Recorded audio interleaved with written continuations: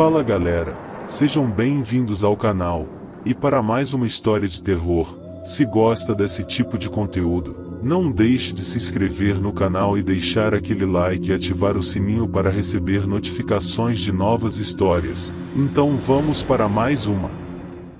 Durante décadas, a entrada da antiga clínica psiquiátrica Vale do Silêncio permaneceu lacrada.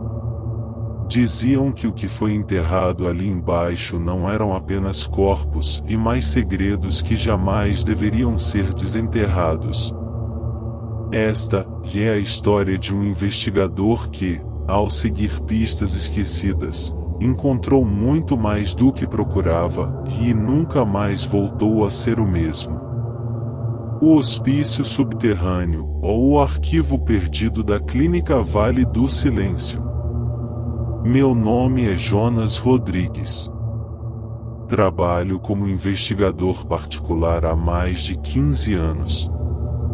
Já lidei com todo tipo de caso, em traições, desaparecimentos, dívidas, falsificações e mais nunca, jamais, vivi algo como o que aconteceu em 2022, quando fui contratado para localizar uma mulher desaparecida chamada Elisa Montoro.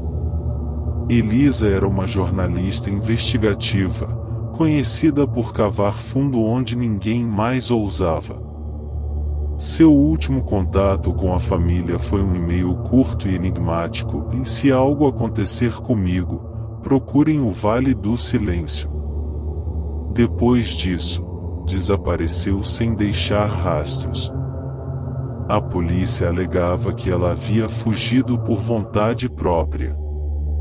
Mas a irmã dela, Luciana, me contratou porque não acreditava nisso.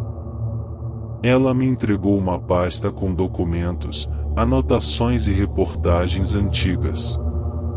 No meio delas, havia uma planta arquitetônica de uma antiga instituição psiquiátrica chamada Clínica Vale do Silêncio, supostamente desativada desde 1977. Mas havia algo estranho.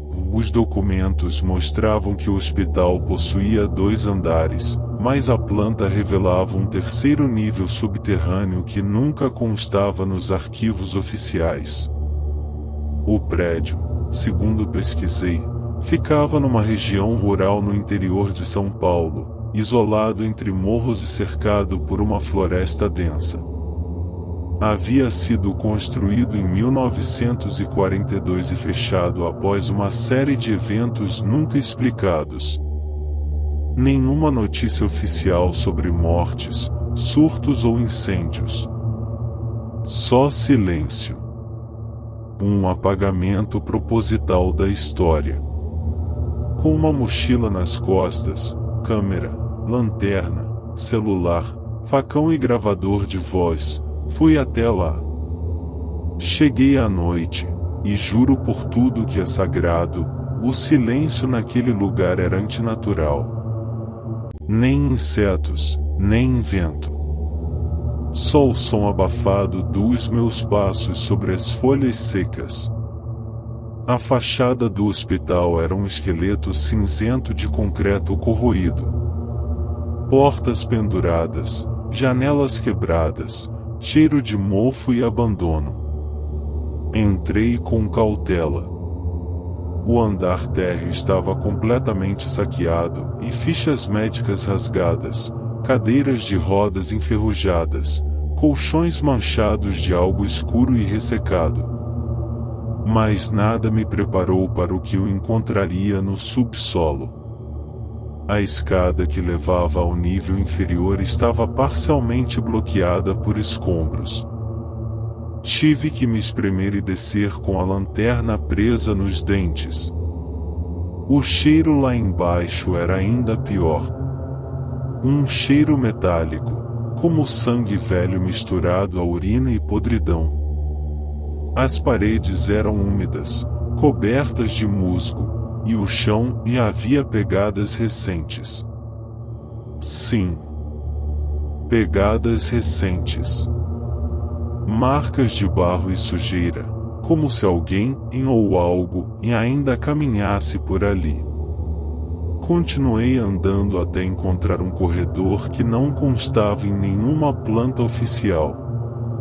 Um corredor longo, estreito, que descia em leve inclinação. No fim dele, uma porta pesada de aço, com o símbolo de uma cruz vermelha invertida, como se fosse um hospital ou algo mais obscuro. Forçando a porta, entrei numa sala escura e abafada, onde havia câmeras antigas, uma cadeira de dentista com algemas, instrumentos cirúrgicos oxidados e dezenas de frascos quebrados. Na parede, escrito com o que parecia ser sangue seco, estava a frase: "A cura é a dor." O que aconteceu depois foi uma sequência de horrores que nenhuma câmera, áudio ou relato conseguiriam registrar completamente. Comecei a ouvir vozes. Primeiramente sussurros. Depois gritos abafados. Então, risadas. Risadas infantis ecoando pelos corredores vazios. Mas não havia crianças ali. Só eu. Entrei em uma ala chamada Pavimento D. A porta estava trancada, mas algo, ou alguém, a destrancou sozinha. Lá dentro, celas. Sim, celas como de prisão, mas sem trancas internas. Havia marcas de arranhões nas paredes, rabiscos repetitivos como mantras escritos por alguém em desespero. Eles vêm à noite. As injeções não impedem os gritos. Os olhos deles são pretos como carvão. Encontrei uma fita cassete dentro de uma das celas, dentro de uma lata de ração de cachorro. Peguei meu gravador portátil com entrada analógica e dei play. A gravação começava com uma voz trêmula de mulher, chorando. "Meu nome é Elisa Montoro, e eles estão me mantendo aqui, e eles não me deixam sair, e não são humanos. Por favor, alguém me tire daqui antes que eles façam comigo o que fizeram com os outros." A gravação terminava com gritos. E algo que rosnava. Um som grotesco, úmido, como dentes mordendo carne. Senti náuseas. Meu estômago revirava, o ar parecia faltar. Foi quando ouvi passos. Não era a minha imaginação. Eram passos pesados, arrastados, vindo do corredor atrás de mim. Corri. Entrei numa câmara refrigerada. Lá dentro, corpos amontoados. Alguns parcialmente conservados. Outros, e mais recentes. Em um dos corpos, vi uma pulseira de identificação e Montoro. Sim. Elisa. Ela estava ali. Mas não estava morta. Os olhos se abriram quando me aproximei. Olhos totalmente pretos. Sem íris. Sem brilho humano. Ela sussurrou: "Você veio tarde demais." A porta atrás de mim se fechou com estrondo. Trancada. As luzes falharam. Um som de alarmes antigos começou a ecoar pelas paredes. E, no escuro, vozes começaram a me chamar pelo nome. Meu nome. Sussurrado com centenas de vozes diferentes. Jonas. Jonas. Jonas. O que aconteceu depois é um borrão. Acordei no meio da mata, a mais de 2 quilômetros do hospital.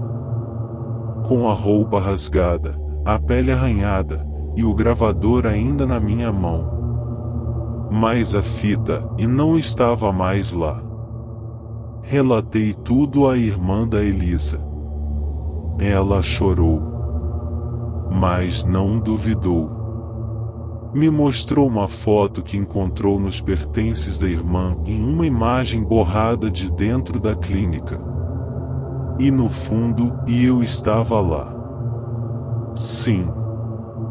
Eu, parado atrás de uma porta, olhando diretamente para a câmera. Mas aquela foto era de antes de eu ter ido ao hospital. Hoje, 2 anos depois, minha vida se tornou um inferno.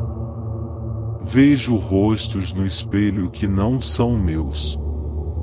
Escuto a voz da Elisa toda noite. E sonho com aquele lugar. Como se ainda estivesse lá. Como se nunca tivesse saído. Fim. Se gostou, deixe o like e compartilhe. E não esqueça de se inscrever no canal.